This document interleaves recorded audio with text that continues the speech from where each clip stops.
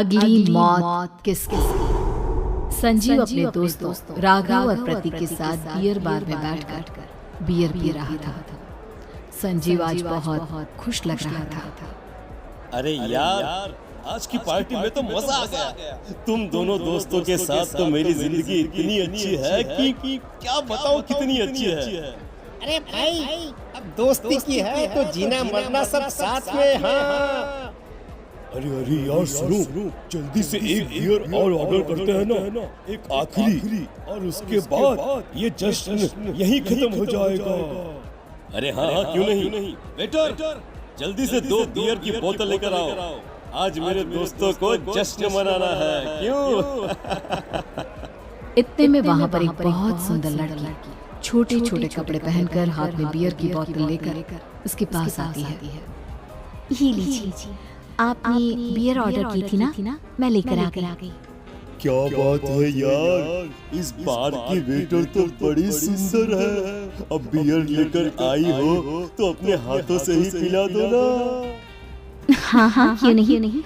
जैसा आप बोलोगे मैं वैसा ही करूँगी।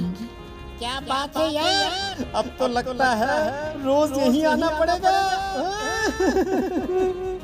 उसके बाद वो लड़की उन तीनों को बियर सर्व कर देती है। पार्टी करने के बाद वो तीनों अपने अपने घर जाते हैं। प्रतीक संजीव और राघव को उनके घर छोड़कर जैसे ही अकेला अपनी कार में आकर बैठता है तो अचानक उसे एहसास होता है जैसे उसकी कार की पीछे वाली सीट पर कोई बैठा हुआ है।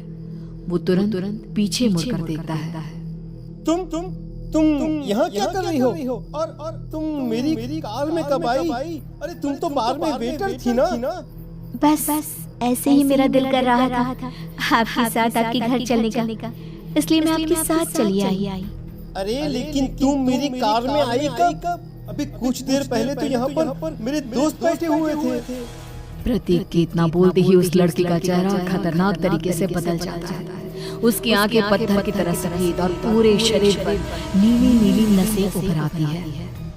गाड़ी चलाओ, पूरी स्पीड में चलाओ, और अगर तुमने गाड़ी रोकने की कोशिश की तो मुझसे बुरा कोई नहीं होगा। डर की वजह से प्रतीक के पसीने छूटने लगते हैं। उसका शरीर बुरी तरह से कांप रहा था।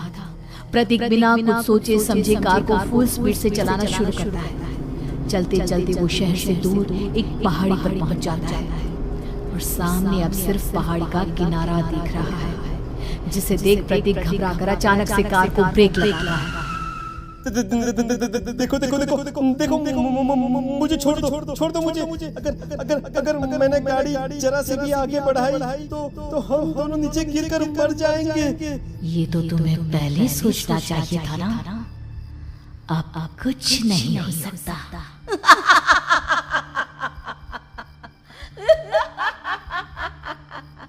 छोड़ दो मुझे। नहीं, प्लीज मुझे छोड़ दो। प्लीज मुझे जाने दो। छोड़ दो मुझे। गाड़ी आगे बढ़ाओ।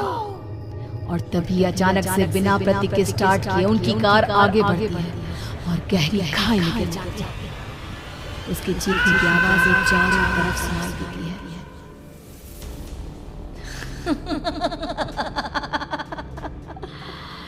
तुझे मारकर मेरे कलेजे में जल रही आग थोड़ी शांति तो मिल गई, लेकिन अभी ये कहानी खत्म नहीं हुई। और फिर अगले दिन राघव और संजीव को पता चलता है कि प्रतीक की पहाड़ी से नीचे गिरकर मौत हो गई। अरे कल रात की तो बात है यार, हम सब बैठकर पार्टी कर रहे थे, लेकिन मेरी एक बात समझ में नहीं आ रही। राघव शहर से इतना बाहर उस पहाड़ी पर इतनी रात को क्या करने गया था? अरे यार, वही सोचकर तो मैं भी परेशान हूँ। हम दोनों को छोड़ने के बाद तो वो सीधा अपने घर जाने वाला था। और वो आत्महत्या क्यों करेगा भाई? कल रात तक वो कितना खुश था, हमारे साथ सेलिब्रेट कर रहा था।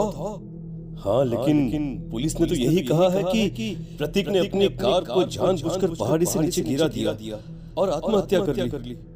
अरे यार संजीव, मेरी तो कुछ भी समझ में नहीं आ रहा है। चल ठीक है, अब मैं अपने घर जाता हूँ। Okay bye. राघव अपने घर में अकेला था। दोपहर का वक्त था। तभी दरवाजे की घंटी बजी। कौन है?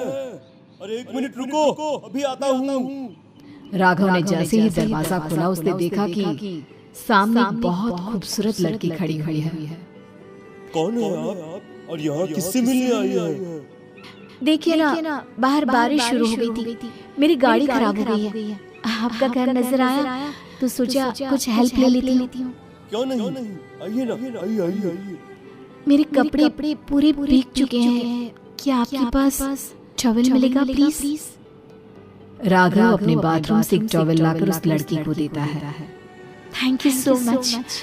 अब मैं चलती हूँ। अरे इतनी क्या जल्दी है? आप चाहे तो बारिश रुकने तक यहाँ पर रुक सकती हैं। हाँ। लड़की ने पलटकर राघव की तरफ देखा। नहीं, मुझे जाना होगा, मेरा काम बाकी है। और वो वहां से चली गई। उस लड़की के जाने के बाद राघव अपने बाथरूम में नहाने के लिए गया और जैसे ही उसने बाथरूम में देखा तो उसका टॉवल वहीं पर लटका हुआ था। उसने टॉवल हाथ में लिया तो देखा कि उसका पूरा टॉवल खून के धब्बों से सना हुआ है। अरे ये क्या? ये टॉवल तो मैंने उस लड़की को दे दिया था। ये वापस मेरे बाथरूम में कैसे आ गया? और इस पर ये खून के धब्बे कहाँ से आ गए? राघव ने आईने में देखा तो उसकी गर्दन पर एक बड़ा सा चाकू का कट लगा हुआ था जिससे खून बह रहा था, जिसे देख राघव के होश उड़ गए। हाँ, अरे ये क्या? मेरी गर्दन इतनी ज्यादा कटी हुई है और मुझे दर्द भी नहीं हो रहा है। ये क्या हो रहा है मेरे साथ? राघव घबराकर बाथरूम से बाहर आया और अपना मोबाइल उठाकर उसने संजीव को फोन लगाया। संजीव जल्दी से मेरे पास आ जाओ। मुझे लगता है कुछ बहुत बड़ी गड़बड़ है। जल्दी आ जाओ। उधर से आवाज आई लेकिन वो आवाज संजीव की नहीं बल्कि एक लड़की की थी। कुछ अजीब नहीं हुआ है, बस तुम्हारी मौत तुमसे मिलने आई थी और तुम्हें मार कर चली गई।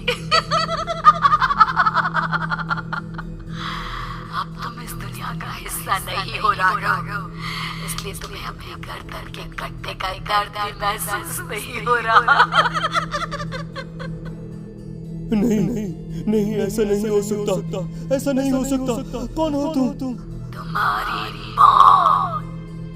अब संजीव के पास खबर पहुंचती है कि राघव ने अपने ही घर में चाकू से गर्दन काटकर आत्महत्या कर ली। ये सुनने के बाद संजीव के होश उड़ गए। वो पसीने से तरबतर हो गया और एक अनजाना डर अब उसके दिल को सताने लगा। संजीव के साथ ही उसका एक छोटा भाई राजीव भी रहा करता था।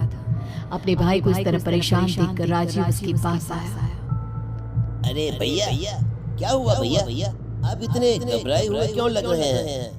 प्रतीक और राघव की मौत, मेरा मतलब मेरी कुछ समझ में नहीं आ रहा भाई। अचानक से मेरे दोनों दोस्तों ने आत्महत्या क्यों कर ली? अरे वो तो मेरी भी समझ में नहीं आ रहा है भैया। हाँ, हो सकता है कि कोई परेशानी होगी और इसीलिए उन्होंने ऐसा किया होगा। हाँ, लेकिन दोनों की जिंदगी में एक साथ परेशानी और दोनों का इतनी खतरनाक तरीके से आत्महत्या करना, कहीं ऐसा तो नहीं मैं भी मर जाऊंगा? अरे आप ऐसी बातें क्यों कर रहे हैं भैया? वैसे ही मैं इतना परेशान हूँ। जब से अंजलि ने मेरा साथ छोड़ा है तब से सब कुछ बहुत अजीब सा हो गया है।